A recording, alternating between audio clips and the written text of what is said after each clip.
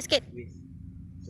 Kena plastik or the heavy metal.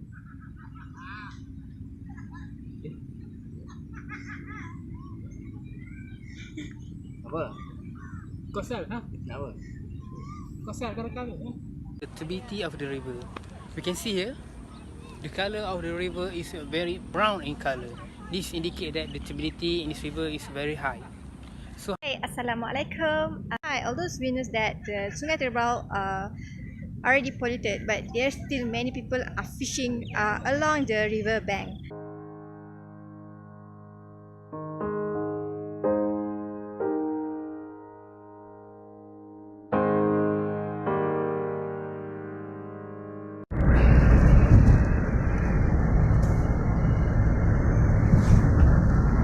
dah bubuh kira ya. Bila sebab hujan kan aku. Biar memang tu.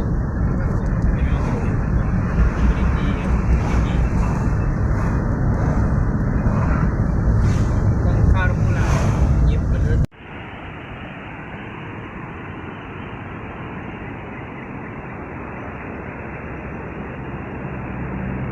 Here, this drainage is polluted by many factors.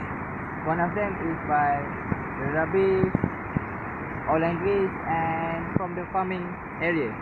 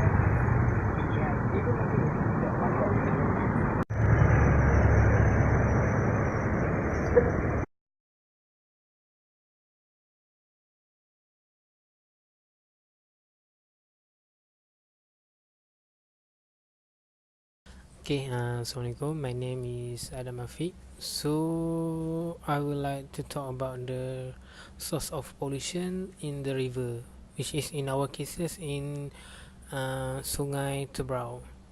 So, after we have having a site visit and we going for observation at a few part of Sungai Tebrau, we can see that the color of the water is very brown, very chalky.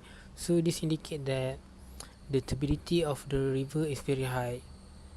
So the next problem is we can see the rubbish in the river, along the river bank, which is we can see in the video before. There's a lot of plastic and other garbage. So at the river bank become a place to dump rubbish. So this happen along the residential area. So as for the turbidity cases, this happen because of erosion along the river bank. In Sungai Tebrau also, other than residential area, there is also industrial area. Even though the industrial area doesn't contribute to turbidity and the pollution of plastic, but it still contribute a little bit of pollution, such as turbidity, where the water discharge is not treated correctly.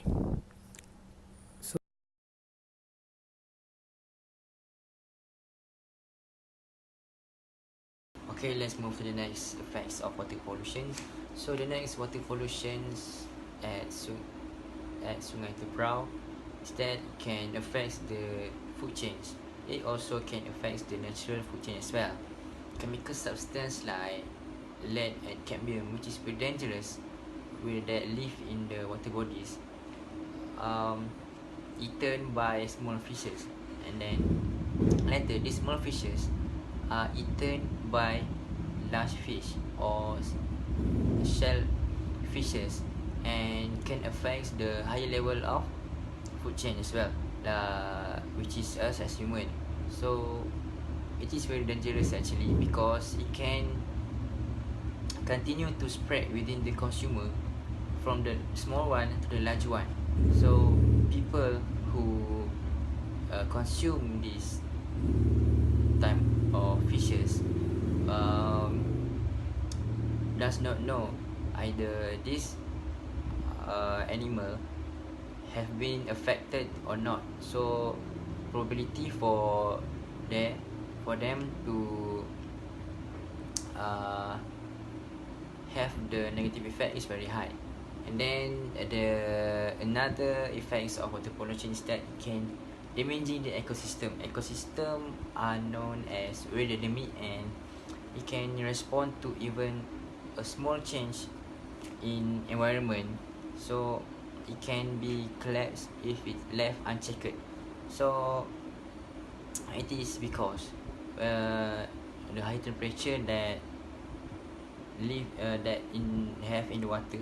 So the high temperature comes from many factors, like at near the Sungai Tebrau, we have the residential, we have the construction, and also some part we have the near other town. So uh, it can also force indigenous water species to find a new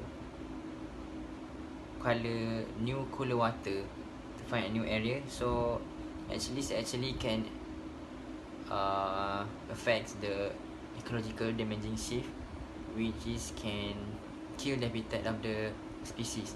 So populations and habitat of animal can be decreased, and will give a long term effect for the future generations.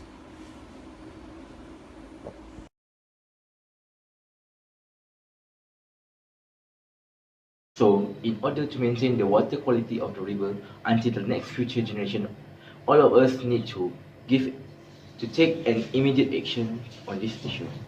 For example, our group handle with the water project at Sungai Tebrau. So, the community, government, industry, or any responsible party must work together to minimize the pollution as much as possible. One of the recommendations to reduce the water pollution at Sungai Tebrau is the community itself should need to do the changes on their daily life, such as the community can use the few chemical to clean their house and yard. For example, they can use a cleaning product which are very eco-friendly or not harmful to the environment. They also can reduce the usage of the chemical, fertilizer, pesticide, herbicide, because this chemical contain a toxin, and it will run off to the river through the soil when it is running. So it will affects the water quality of the river. Other than that, the community itself should not throw any rubbish as well, and they also need to divide the waste uh, according to the type of waste which are biodegradable or non-biodegradable before they thrown out into the sink or drain. And community also need to do the campaign, and with the government to do the public awareness. These two both is a very important, because this activity can educate the people on how much the important for us to take care of this river. Okay guys, thank you for watching this video, and I hope you can get a better side of view of the pollution in Sungai Tebrau. So don't forget to subscribe and like this channel. Bye.